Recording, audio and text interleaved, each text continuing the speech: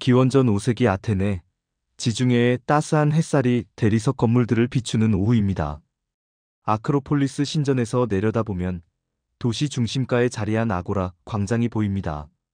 그곳은 단순한 시장이 아니었어요. 아테네 시민들의 삶이 펼쳐지는 무대였고, 민주주의가 숨쉬는 공간이었으며, 인류 최초의 대학이기도 했습니다. 여러분이 그 시대로 시간 여행을 한다면 무엇을 보게 될까요? 우선 귀를 사로잡는 것은 소음입니다. 상인들이 큰 소리로 물건을 파는 소리, 정치인들의 웅변, 시민들의 격렬한 토론 소리가 뒤섞여 마치 거대한 교향곡을 연주하는 것 같아요. 그리고 냄새, 갓 구운 빵과 올리브 기름, 생선과 향신료, 그리고 사람들의 채취까지 뒤섞인 복합적인 냄새가 코를 찌를 것입니다. 하지만 무엇보다 인상적인 것은 그곳의 에너지입니다. 자유로운 시민들이 누구의 눈치도 보지 않고 자신의 의견을 펼치는 모습, 나이와 신분을 떠나 진리를 두고 벌이는 열띤 논쟁, 그리고 그 모든 것을 가능하게 만든 민주주의라는 새로운 실험. 바로 이곳에서 인류 역사상 가장 위대한 교육혁명이 일어나려 하고 있었습니다. 그런데 여기 한 가지 놀라운 사실이 있습니다. 이 모든 혁명의 중심에 서 있던 사람은 화려한 연설가도, 권력 있는 정치인도, 부유한 철학자도 아니었어요. 그저 평범한 옷을 입고 맨발로 걸어다니는 한 중년 남자였습니다. 강의실도 없고, 교재도 없고, 학비를 받지도 않는 이 특이한 선생님은 오직 질문만을 무기로 삼아 사람들의 마음을 바꾸어 놓기 시작했어요. 바로 소크라테스입니다. 그가 창조한 것은 단순한 교육 방법이 아니었어요. 그것은 인간이 생각하는 방식 자체를 바꾸는 혁명이었습니다. 지금까지 사람들은 지식을 받는 것이라고 여겼습니다. 선생님이 가르쳐주는 것을 외우고, 권위자가 말하는 것을 믿고, 전통이 전해주는 것을 따르는 것이 배움이라고 생각했어요. 하지만 소크라테스는 정반대였습니다. 진정한 지식은 이미 당신 안에 있다. 나는 단지 그것을 끄집어낼 뿐이다. 이것이 그의 혁명적 선언이었어요. 마치 어머니가 산파의 도움을 받아 아이를 낳듯이 사람들도 올바른 질문의 도움을 받으면 스스로 진리를 출산할 수 있다는 것이 그의 믿음이었습니다. 오늘날 우리가 사용하는 토론, 대화, 질문, 비판적 사고 같은 개념들은 모두 이 아고라 광장에서 시작되었어요. 2500년이 지난 지금도 전 세계 모든 대학에서 사용되는 소크라테스식 문답법이 바로 그때 그곳에서 탄생한 것입니다. 하지만 이 혁명은 처음부터 환영받지 못했습니다. 기존 권위에 도전하는 소크라테스의 질문들은 많은 사람들을 불편하게 만들었어요. 왜 우리가 당연하게 여기는 것들을 의심해야 하는가? 왜 어른들의 말을 믿지 않고 스스로 판단하려 하는가? 이런 반발이 곳곳에서 일어났습니다. 그럼에도 불구하고 소크라테스는 포기하지 않았어요. 그에게는 확고한 신념이 있었거든요. 무지를 깨닫는 것이 지혜의 시작이다. 질문하지 않는 삶은 살 가치가 없다. 진리는 함께 찾아갈 때 더욱 빛난다. 이런 신념들이 그를 매일 아고라로 이끌었습니다. 지금부터 여러분과 함께 그 역사적인 현장으로 들어가 보겠습니다. 소크라테스가 어떻게 단순한 대화를 통해 사람들의 생각을 바꾸었는지, 그의 질문들이 왜 2500년이 지난 지금도 여전히 우리를 흔드는지, 그리고 진정한 배움이란 무엇인지를 함께 탐구해 보겠습니다. 기원전 430년경 어느 화창한 오후, 아고라 광장은 평소처럼 활기에 넘쳐 있었습니다. 상인들은 저마다 목청을 높여 자신의 상품을 선전하고 있었고, 시민들은 삼삼오오 모여 정치와 일상에 대해 이야기를 나누고 있었어요. 그런데 이런 평범한 풍경 속에 조금 특이한 인물이 나타났습니다. 40살 정도로 보이는 그 남자는 다른 사람들과는 확연히 달랐어요. 우선 복장부터가 달랐습니다. 대부분의 아테네 시민들이 깔끔하게 차려입고 다니는 것과 달리 그는 낡은 히마티온 한 벌만을 걸치고 있었어요. 신발도 신지 않은 맨발이었고 머리카락도 단정하지 못했습니다. 하지만 가장 특이한 것은 그의 행동이었어요. 다른 사람들이 목적을 가지고 바쁘게 움직이는 동안 그는 마치 시간이 멈춘 사람처럼 천천히 걸으며 주변을 관찰하고 있었습니다. 때로는 한 곳에 서서 깊은 생각에 잠기기도 했고, 때로는 지나가는 사람들에게 말을 걸기도 했어요. 저기 또 그 이상한 사람이 나타났네. 한 상인이 동료에게 속삭였습니다. 소크라테스라고 하던가. 조각가 소프로니스코스의 아들 말이야. 아, 맨날 이상한 질문만 던지는 그 사람. 다른 상인이 고개를 끄덕였어요. 지난번에 우리한테 와서 정의로운 거래란 무엇인가라고 묻더라고. 장사하는 사람한테 그런 걸 왜 물어보는지 모르겠어. 실제로 소크라테스는 사람들 사이에서 유명해지고 있었습니다. 하지만 그 유명함은 긍정적인 것만은 아니었어요. 어떤 사람들은 그를 지혜로운 사람이라고 여겼지만 다른 사람들은 그저 이상한 사람이라고 생각했습니다. 소크라테스가 다른 철학자들과 다른 점은 그의 접근 방식이었어요. 당시 다른 지식인들은 대개 특정한 장소에서 제자들을 모아놓고 강의를 했습니다.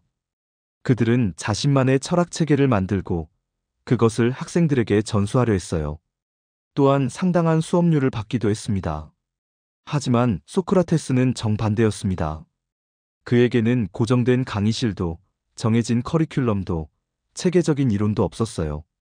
대신 그는 길거리에서, 시장에서, 체육관에서, 심지어 술자리에서도 사람들과 대화를 나누었습니다. 그리고 절대 돈을 받지 않았어요. 선생님, 왜 다른 소피스트들처럼 강의를 열지 않으시나요? 어느 날 젊은이 하나가 물었습니다. 나는 선생이 아니야. 소크라테스가 미소를 지으며 답했어요. 나는 학생이야. 모든 사람에게서 배우려고 하는 학생 말이지. 그럼 왜 사람들과 대화를 하시는 거죠? 함께 배우기 위해서야. 혼자서는 찾을 수 없는 진리도 함께라면 찾을 수 있거든. 이런 소크라테스의 태도는 당시로서는 매우 파격적이었습니다. 지식을 독점하려 하지 않고 오히려 나누려 했고, 가르치려 하기보다는 배우려 했으며, 권위를 내세우기보다는 겸손함을 보였어요. 어느 날 소크라테스는 아고라에서 한 젊은 귀족을 만났습니다. 그 젊은이는 최고의 교육을 받았다고 자부하고 있었어요. 당신은 무엇을 공부했습니까? 소크라테스가 물었습니다. 수사학, 기하학, 천문학, 음악 등 모든 학문을 배웠습니다. 젊은이가 자랑스럽게 답했어요. 훌륭하군요. 그렇다면 당신은 지혜로운 사람이겠네요. 그렇다고 생각합니다. 그럼 지혜가 무엇인지 알려주실 수 있나요? 젊은이는 갑자기 말문이 막혔습니다. 많은 것을 배웠다고 생각했는데 정작 지혜가 무엇인지는 설명할 수 없었거든요.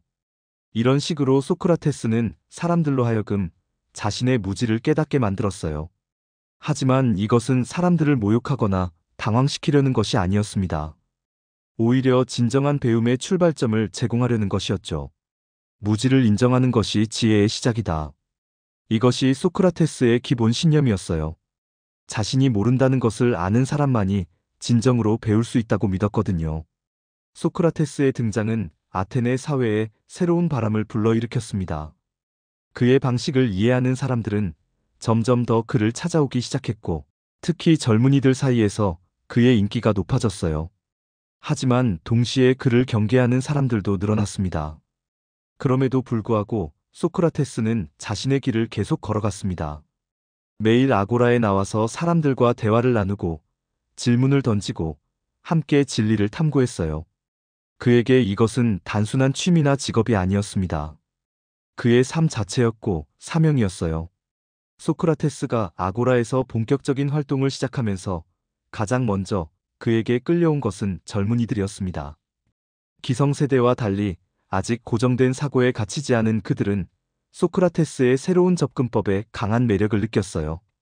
특히 알키비아데스라는 젊은 귀족이 소크라테스에게 깊이 매료되었습니다. 알키비아데스는 아테네 최고 명문가 출신으로 뛰어난 외모와 재능을 겸비한 인물이었어요. 모든 사람들이 그의 미래를 촉망했지만 정작 본인은 뭔가 허전함을 느끼고 있었습니다.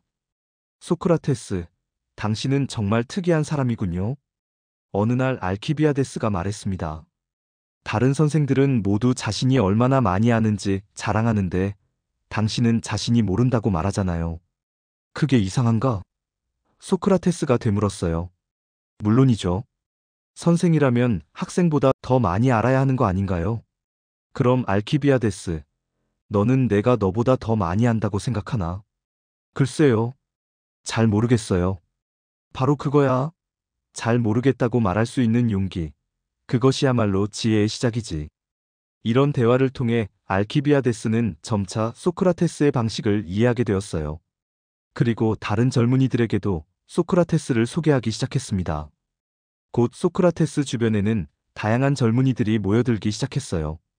귀족 출신의 플라톤, 군인 출신의 크세노폰, 상인의 아들, 아리스토데모스 등 출신과 성격이 다른 청년들이 하나둘씩 그의 곁으로 왔습니다. 하지만 소크라테스는 그들을 제자라고 부르지 않았어요. 대신 친구라고 불렀습니다. 그리고 실제로 그들과의 관계도 전통적인 스승과 제자 관계와는 달랐어요. 우리는 모두 함께 배우는 동료야. 소크라테스가 자주 말했습니다. 나이나 경험이 많다고 해서 더 지혜로운 것은 아니거든. 때로는 젊은 마음이 진리를 더 명확하게 볼 수 있어. 실제로 소크라테스는 젊은이들의 의견을 진지하게 들었어요. 그들의 질문에 성심성의껏 답했고 그들의 비판도 기꺼이 받아들였습니다. 이런 태도는 당시로서는 매우 파격적이었어요. 어느 날 젊은 플라톤이 도전적인 질문을 던졌습니다. 소크라테스, 당신은 항상 질문만 하고 답은 주지 않는군요. 그럼 당신 자신은 아무것도 모른다는 뜻인가요? 좋은 질문이야, 플라톤. 소크라테스가 기뻐하며 답했어요. 내가 아는 것이 있다면 그것은 내가 모른다는 사실뿐이야. 하지만 이것조차도 확실하지 않아. 혹시 나는 내가 모른다는 것도 모르고 있는 건 아닐까? 이런 대답에 젊은이들은 처음에는 당황했지만 점차 그 깊이를 이해하게 되었어요. 소크라테스는 겸손함의 진정한 의미를 보여주고 있었거든요.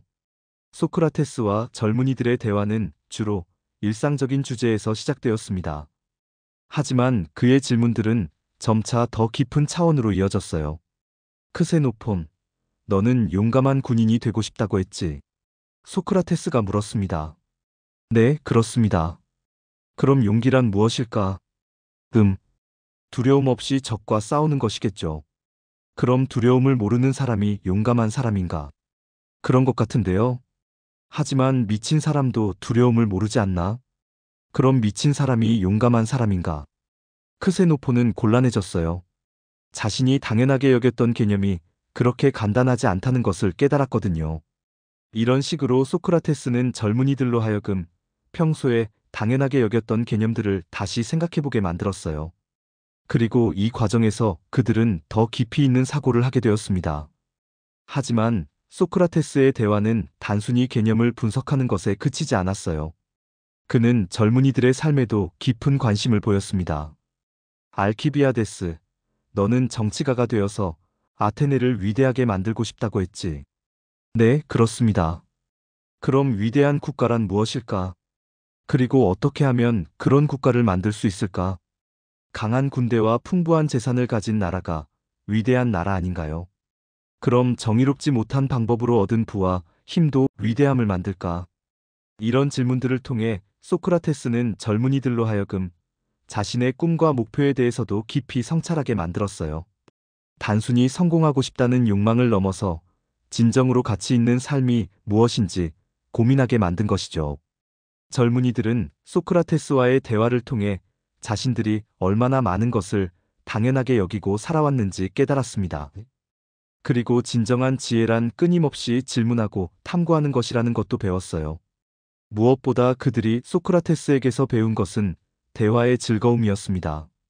함께 진리를 찾아가는 과정에서 느끼는 기쁨, 새로운 관점을 발견했을 때의 흥분, 그리고 서로의 생각을 나누는 깊은 만족감 말이죠. 소크라테스의 질문들은 언제나 작고 단순해 보였습니다. 정의란 무엇인가? 용기란 무엇인가? 아름다움이란 무엇인가? 이런 질문들은 누구나 쉽게 답할 수 있을 것처럼 보였어요. 하지만 막상 대답하려고 하면 그렇게 간단하지 않다는 것을 깨닫게 되었습니다. 어느 화창한 오후, 아고라에서 소크라테스는 한 젊은 법관과 마주쳤습니다. 그 법관은 최근 중요한 판결을 내려서 시민들 사이에서 화제가 되고 있던 인물이었어요. 안녕하세요, 에우티프론. 소크라테스가 인사를 건넸습니다. 요즘 바쁘시겠군요. 아, 소크라테스. 그렇습니다. 어려운 사건들이 많아서 말이에요. 그럼 당신은 정의가 무엇인지 잘 알고 계시겠네요.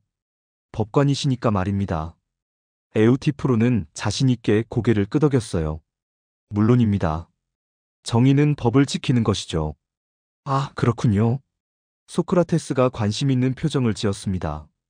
그럼 모든 법이 정의로운 건가요? 당연하죠. 법은 시민들이 정한 것이니까요. 흥미롭군요. 그럼 만약 시민들이 잘못된 법을 만들면 어떻게 될까요? 에우티프로는 잠시 멈칫했습니다. 그런 일은 없을 거예요. 정말 그럴까요? 과거에 노예제를 합법화한 법들도 있었는데 그것들도 정의로웠을까요? 그건 에우티프로는 점점 당황하기 시작했어요. 아니면 이렇게 생각해 볼까요? 정의는 법보다 더 근본적인 것이고 법은 정의를 실현하기 위한 도구라고 말이에요. 그렇다면 정의 자체는 무엇일까요? 이런 식으로 소크라테스는 간단해 보이는 질문을 통해 사람들의 생각을 뒤흔들어 놓았습니다. 그의 질문들은 마치 거꾸로 된 피라미드 같았어요. 작은 점에서 시작해서 점점 더 큰 문제들로 확장되어 갔습니다. 또 다른 날, 소크라테스는 용맹하기로 소문난 젊은 장군 라케스를 만났습니다. 라케스, 당신은 용기의 화신이라고 불리죠. 용기가 무엇인지 가르쳐 주실 수 있나요? 간단합니다, 소크라테스. 용기는 전투에서 도망가지 않는 것이죠. 그럼 스파르타 군인들이 전술적 후퇴를 할 때는 용기가 없는 건가요? 아니죠. 그건 전술이니까. 그럼 용기는 단순히 도망가지 않는 것이 아니라 올바른 판단에 따라 행동하는 것일까요? 그런 것 같기도 하고. 그렇다면 의사가 환자를 치료할 때 보이는 용기와 군인이 전투에서 보이는 용기는 같은 건가요? 다른 건가요?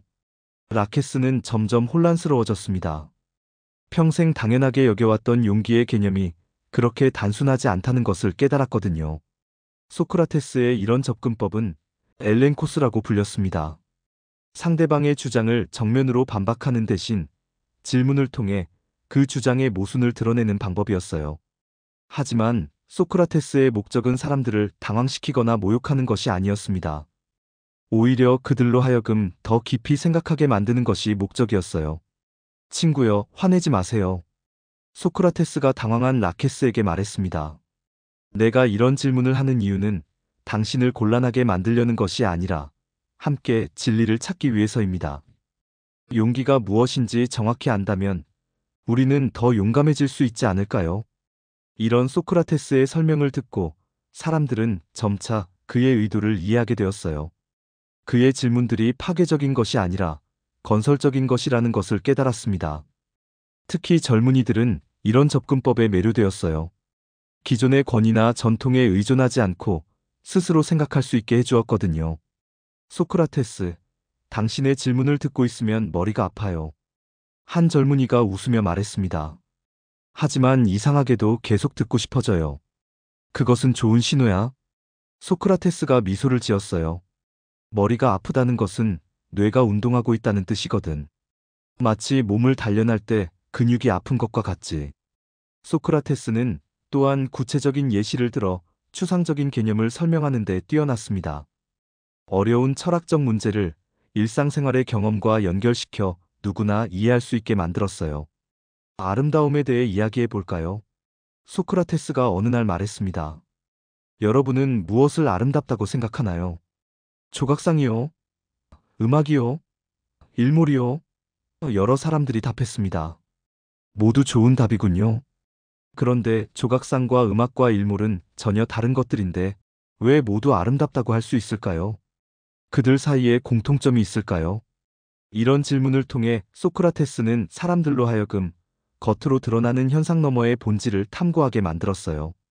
단순히 이것은 아름답다고 말하는 것을 넘어서 아름다움이란 무엇인가를 생각하게 만든 것이죠. 하지만 소크라테스의 질문들이 항상 심각한 것만은 아니었습니다. 때로는 유머러스하고 재치 있는 질문들로 분위기를 부드럽게 만들기도 했어요. 친구야, 당신은 지혜로운 사람이 되고 싶다고 했지? 소크라테스가 한 젊은이에게 물었습니다. 네, 그렇습니다.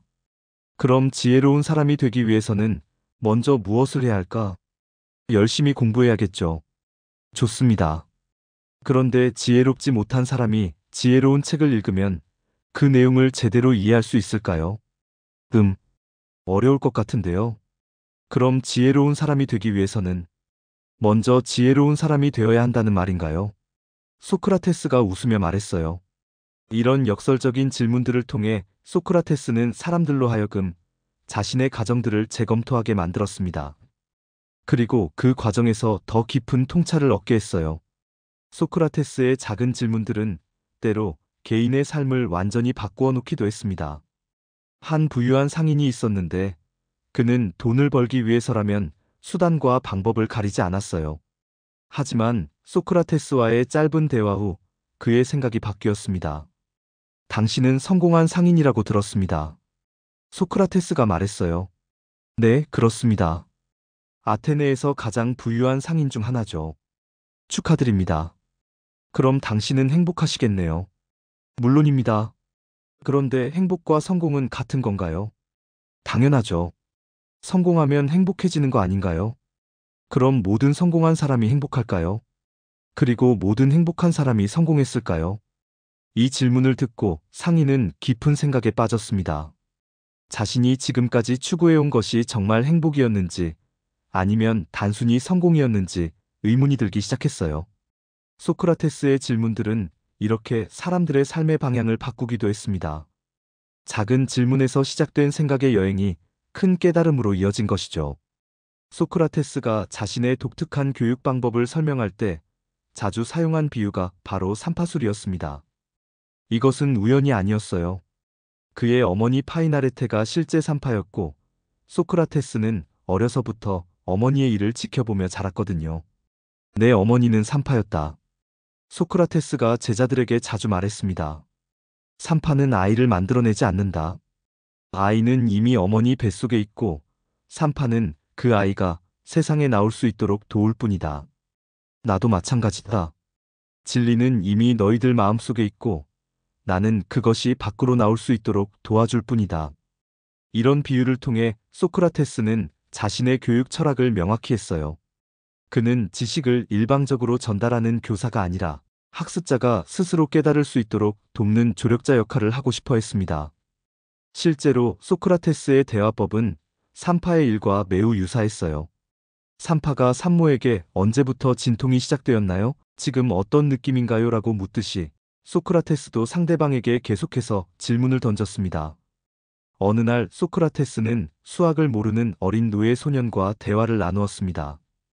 이 대화는 후에 플라톤에 의해 기록되어 삼파술의 완벽한 예시가 되었어요. 이 사각형의 넓이가 얼마인지 아나? 소크라테스가 모래 위에 정사각형을 그리며 물었습니다. 모르겠어요. 소년이 답했어요. 그럼 함께 알아보자.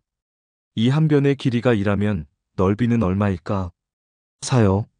맞다. 그럼 넓이가 8인 정사각형을 만들려면 한 변의 길이가 얼마여야 할까? 소년은 처음에는 4라고 답했지만 소크라테스의 계속되는 질문을 통해 그것이 틀렸다는 것을 깨달았어요. 그리고 마침내 스스로 올바른 답을 찾아냈습니다. 보라. 소크라테스가 주변 사람들에게 말했어요. 이 소년은 수학을 배운 적이 없다. 하지만 올바른 질문을 통해 스스로 답을 찾아냈다. 이것이 바로 우리 모두가 가지고 있는 내재된 지혜의 힘이다. 소크라테스의 삼파술에는 몇 가지 중요한 특징이 있었습니다. 첫째, 절대 직접적인 답을 주지 않았어요. 대신 질문을 통해 상대방이 스스로 답을 찾도록 유도했습니다. 둘째, 상대방의 답을 존중했어요. 비록 틀린 답이라도 바로 정정하지 않고 추가 질문을 통해 스스로 오류를 발견하게 만들었습니다. 셋째, 인내심을 가졌어요. 때로는 한 개의 개념을 이해시키기 위해 몇 시간, 심지어 며칠이 걸리기도 했지만 끝까지 기다렸습니다. 넷째, 개인차를 인정했어요. 같은 질문이라도 상대방의 배경과 성격에 따라 다른 방식으로 접근했습니다. 이런 소크라테스의 방법은 당시로서는 매우 혁신적이었어요. 대부분의 교육이 일방적인 주입식이었던 시대에 쌍방향 대화를 통한 학습은 완전히 새로운 개념이었거든요. 하지만 삼파술에는 고통도 따랐습니다. 진짜 출산이 고통스럽듯이 정신적 출산도 쉽지 않았어요. 사람들은 자신의 무지를 인정해야 했고 기존의 믿음을 포기해야 했으며 불확실성을 견뎌야 했습니다. 소크라테스와 대화하고 나면 머리가 아파요. 한 젊은이가 불평했어요. 당연하다. 소크라테스가 웃으며 답했습니다. 출산이 고통스럽지 않은 법이 있나? 하지만 그 고통을 견디고 나면 새로운 생명이 탄생하지. 마찬가지로 정신적 고통을 견디고 나면 새로운 지혜가 탄생한다. 소크라테스는 또한 자신도 이런 과정을 겪는다고 강조했어요. 그 역시 대화를 통해 배우고 성장한다고 말했습니다. 나는 정신적 산파일 뿐만 아니라 동시에 계속해서 출산하는 사람이기도 하다. 그가 말했어요. 너희들과의 대화를 통해 나도 새로운 깨달음을 얻는다. 이런 겸손한 태도가 소크라테스의 삼파수를 더욱 효과적으로 만들었어요. 사람들은 그가 진정으로 함께 배우려 한다는 것을 느꼈고, 그래서 더욱 열린 마음으로 대화에 참여할 수 있었습니다. 삼파술의 또 다른 특징은 집단 학습이었어요. 소크라테스는 여러 사람이 함께 있을 때 대화하는 것을 선호했습니다. 한 사람의 질문이 다른 사람에게 영감을 주고 서로의 생각이 상호작용하면서 더 깊은 통찰에 도달할 수 있다고 믿었거든요. 진리는 혼자 찾는 것이 아니라 함께 찾는 것이다. 소크라테스의 신념이었어요. 여러 사람의 지혜가 모이면 어느 누구도 혼자서는 도달할 수 없는 높은 경지에 이를 수 있다. 이렇게 시작된 소크라테스의 삼파술은 서양 교육 사상의 근본을 바꾸어 놓았습니다. 지식의 일방적 전달에서 상호작용을 통한 발견으로, 권위에 의존하는 학습에서 비판적 사고를 통한 학습으로 패러다임이 전환된 것이죠. 소크라테스의 삼파술이 알려지면서 아테네 시민들의 반응은 크게 둘로 나뉘었습니다. 한편으로는 그의 새로운 접근법에 매료되는 사람들이 있었고, 다른 한편으로는 불편함과 반감을 느끼는 사람들이 있었어요. 특히 기존의 권위자들은 소크라테스를 경계하기 시작했습니다. 그의 질문들이 자신들의 권위와 지위를 위협한다고 느꼈거든요. 어느 날 아테네의 유명한 정치가 한 명이 소크라테스에게 도전장을 내밀었습니다. 소크라테스, 당신이 그렇게 지혜롭다면 나와 공개 토론을 해보지 않겠소? 기꺼이 하겠습니다. 소크라테스가 답했어요. 하지만 저는 지혜롭지 않습니다. 다만 제가 무지하다는 것을 알 뿐이지요. 겸손한 척하지 마시오. 당신은 젊은이들을 선동하여 기존 질서를 어지럽히고 있어. 그렇다면 기존 질서가 무엇인지, 그리고 그것이 왜 옳은지 설명해 주실 수 있나요? 이런 식으로 대화가 시작되었지만 결국 그 정치가는 자신의 주장을 논리적으로 방어하지 못하고 말문이 막혔어요. 하지만 그는 자신의 무지를 인정하기보다는 소크라테스에게 분노를 표출했습니다. 당신은 사람을 혼란스럽게 만들기만 할 뿐, 건설적인 것은 아무것도 제시하지 않는군. 이런 반응은 소크라테스가 자주 마주치는 것이었어요. 사람들은 자신의 믿음이 흔들리는 것을 견디기 어려워했고, 그 불편함을 소크라테스 탓으로 돌리곤 했습니다. 또 다른 날에는 유명한 소피스트 한 명이 소크라테스를 찾아왔습니다. 소피스트들은 당시 돈을 받고 수사학과 철학을 가르치는 전문 교육자들이었어요. 소크라테스, 당신은 아무런 대가도 받지 않고 사람들과 대화한다고 들었소. 그럼 당신의 지식은 돈을 받을 가치가 없다는 말이오? 아닙니다. 소크라테스가 답했어요. 제가 돈을 받지 않는 이유는 제가 아무것도 가르칠 것이 없기 때문입니다. 저는 단지 함께 배우고 있을 뿐이에요. 그럼 당신이 하는 일은 무엇이오? 질문을 던질 뿐입니다. 질문만 던지고 답은 주지 않는다고? 그것이 무슨 도움이 된단 말이오? 좋은 질문이 나쁜 답보다 더 가치 있지 않을까요? 이런 대화를 통해 소크라테스는 소피스트들과 자신의 차이를 명확히 했어요. 소피스트들은 확정된 지식을 전달하려 했지만 소크라테스는 지식을 탐구하는 과정 자체를 중시했습니다. 하지만 모든 반발이 적대적인 것만은 아니었어요. 어떤 사람들은 처음에는 당황했지만 시간이 지나면서 소크라테스의 방법에 감사하게 되었습니다. 한 중년 상인이 있었는데 그는 처음에 소크라테스와의 대화를 매우 불쾌하게 여겼어요. 소크라테스, 당신은 사람을 바보로 만드는군요. 저는 수십 년간 장사를 해왔는데 갑자기 제가 정의로운 거래가 무엇인지 모른다니. 하지만 며칠 후 그 상인은 다시 소크라테스를 찾아왔습니다. 이상한 일입니다. 당신과 대화한 후로 제 장사가 더 잘 되고 있어요. 고객들이 저를 더 신뢰하는 것 같습니다. 무엇이 바뀌었을까요? 소크라테스가 물었어요. 저 자신도 모르겠습니다. 하지만 전보다 더 정직하게 장사하게 되었어요. 그리고 그것이 결과적으로 더 좋은 결과를 가져왔습니다. 이런 경험을 통해 사람들은 소크라테스의 방법이 단순히 혼란을 주는 것이 아니라 더 나은 삶으로 이끈다는 것을 깨닫기 시작했어요. 특히 젊은이들 사이에서는 소크라테스에 대한 열광이 일어났습니다.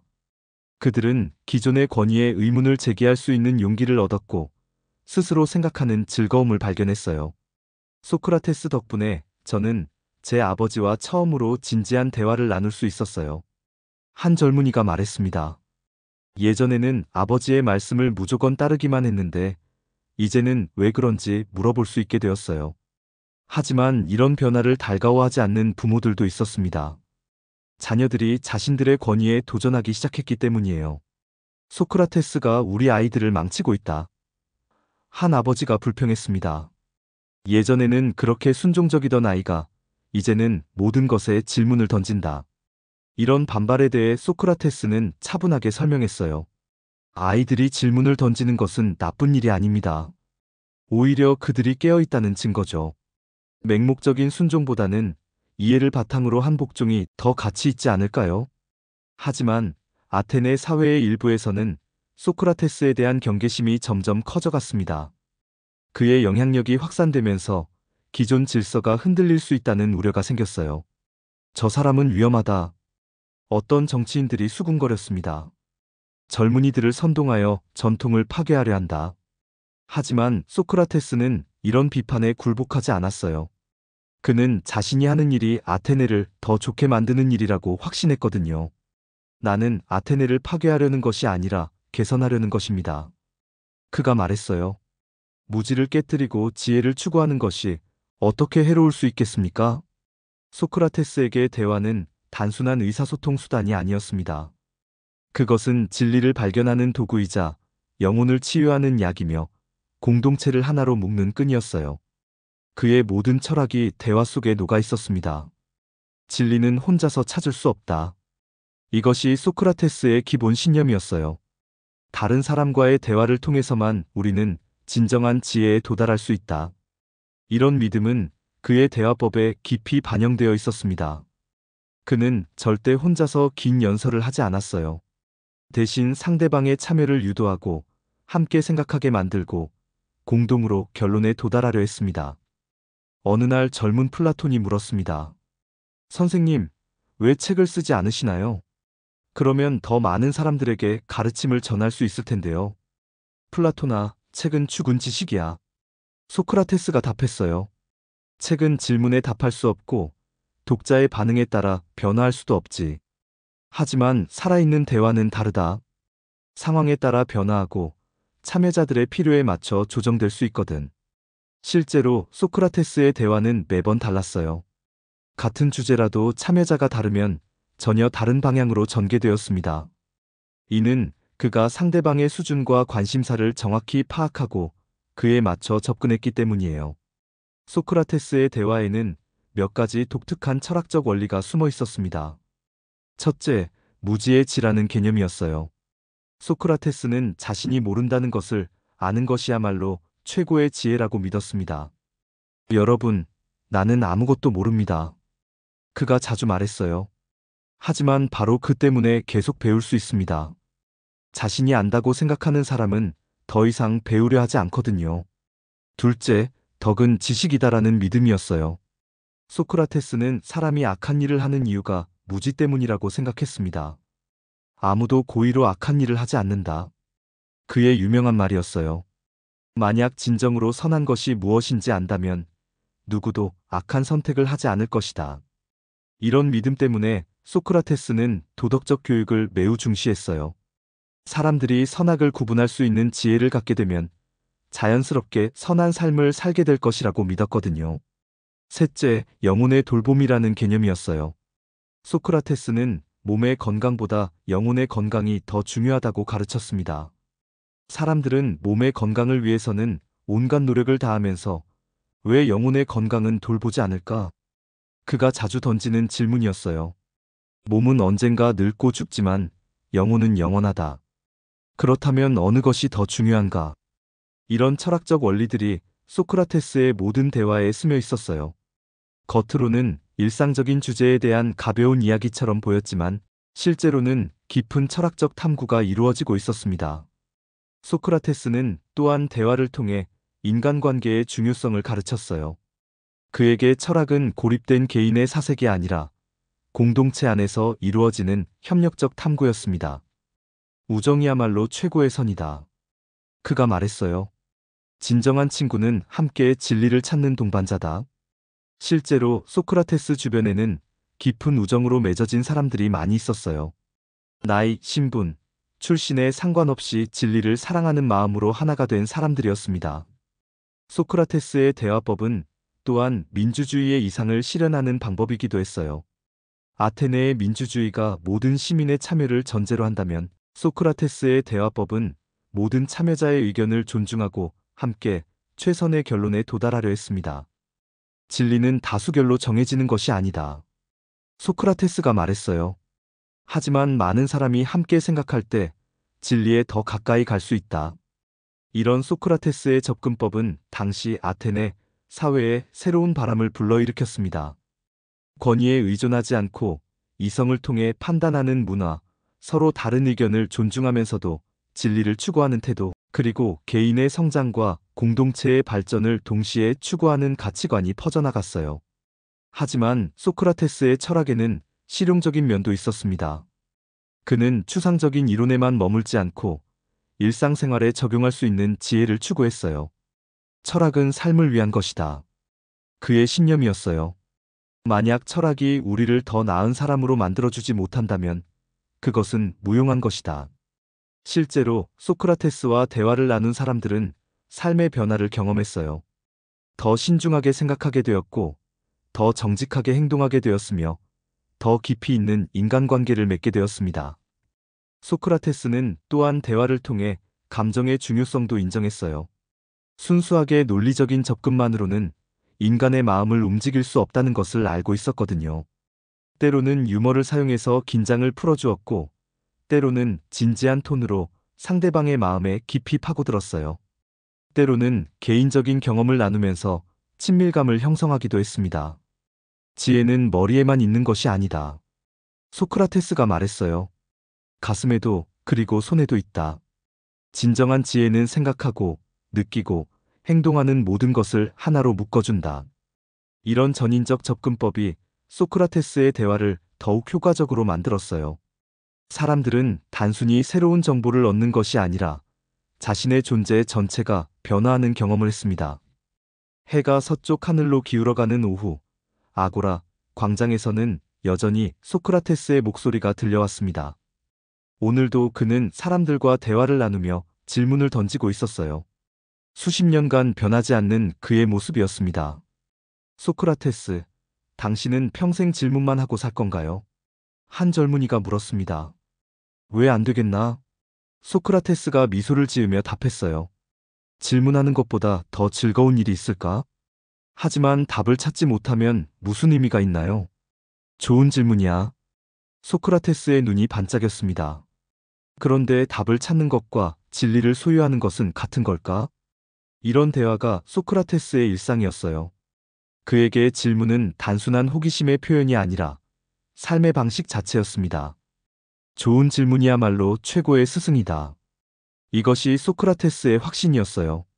그는 평생에 걸쳐 이 믿음을 실천했고 그 과정에서 수많은 사람들의 삶을 바꾸어 놓았습니다. 소크라테스가 창조한 문답법은 단순한 교육 기법을 넘어서서 인간이 진리에 접근하는 새로운 방식을 제시했어요. 권위에 의존하지 않고 기존의 믿음에 안주하지 않으며 끊임없이 탐구하고 질문하는 태도 말이죠. 질문하지 않는 삶은 살 가치가 없다. 소크라테스의 유명한 말은 바로 이런 맥락에서 나온 것이었어요. 그에게 질문은 선택사항이 아니라 필수였습니다. 오늘날 우리가 사는 세상은 소크라테스 시대와는 많이 다릅니다. 정보는 넘쳐나고 지식에 접근하는 것은 훨씬 쉬워졌어요. 하지만 바로 그렇기 때문에 소크라테스의 문답법이 더욱 중요해졌을지도 모릅니다. 넘쳐나는 정보 속에서 진짜 지혜를 찾아내는, 수많은 주장들 사이에서 진리를 구분해내는 일, 그리고 자신만의 생각을 정립하는 일. 이 모든 것들이 소크라테스가 가르쳐준 질문하는 능력을 필요로 합니다. 당신은 그것이 정말 사실이라고 확신하나요? 그렇게 생각하는 근거는 무엇인가요? 다른 관점에서 보면 어떨까요? 이런 질문들은 2500년이 지난 지금도 여전히 유효해요. 소크라테스는 또한 우리에게 겸손함의 중요성을 가르쳐 주었습니다. 자신이 모른다는 것을 인정하는 용기, 다른 사람으로부터 배우려는 열린 마음, 그리고 기존의 생각을 바꿀 수 있는 유연성 말이죠. 현대 사회에서 이런 태도는 더욱 소중해졌어요. 빠르게 변화하는 세상에서 한 번 배운 지식만으로는 평생을 살아갈 수 없거든요. 평생학습의 시대에 소크라테스의 무지해지는 최고의 학습 자세가 될 수 있습니다. 소크라테스의 문답 소통의 중요성을 일깨워줍니다. 진정한 소통은 단순히 정보를 전달하는 것이 아니라 서로의 생각을 나누고 함께 성장하는 과정이에요. 말하기보다는 듣기를, 가르치기보다는 배우기를, 주장하기보다는 질문하기를. 소크라테스가 보여준 소통의 원칙들은 오늘날의 관계에서도 큰 도움이 될 수 있어요. 특히 갈등과 대립이 심한 현대 사회에서 소크라테스의 접근법은 새로운 희망을 제시해줍니다. 서로 다른 의견을 가진 사람들이 적대하지 않고 함께 진리를 찾아갈 수 있는 방법을 보여주거든요. 우리는 적이 아니라 동료다. 함께 무지와 싸우는 동료 말이야. 소크라테스가 자주 말했던 이 말은 오늘날에도 깊은 울림을 줍니다. 소크라테스의 문답법이 우리에게 주는 가장 큰 선물은 아마도 배움의 즐거움일 것입니다. 새로운 것을 발견하는 기쁨, 자신의 한계를 뛰어넘는 성취감, 그리고 다른 사람과 함께 성장하는 보람 말이죠. 매일이 새로운 발견의 연속이다. 소크라테스에게 삶은 끝없는 모험이었어요. 그리고 그 모험의 출발점은 언제나 작은 질문이었습니다. 아고라 광장에서 시작된 소크라테스의 문답법은 이제 전 세계로 퍼져나갔습니다. 모든 학교에서, 모든 토론에서, 모든 진지한 대화에서 그의 정신이 살아 숨쉬고 있어요. 하지만 가장 중요한 것은 우리 각자가 소크라테스의 정신을 일상에서 실천하는 것입니다. 당연하게 여기던 것들에 대해 질문해보고 다른 사람의 의견에 귀 기울이고 함께 더 나은 답을 찾아가는 것 말이죠. 오늘 당신은 어떤 질문을 던지셨나요? 소크라테스가 지금 우리에게 물어볼 질문일 것입니다. 그리고 그 질문을 통해 무엇을 배우셨나요? 오늘의 철학 이야기가 좋으셨다면 구독과 좋아요 부탁드립니다. 다음 시간에도 깊은 사색으로 찾아뵙겠습니다. 감사합니다.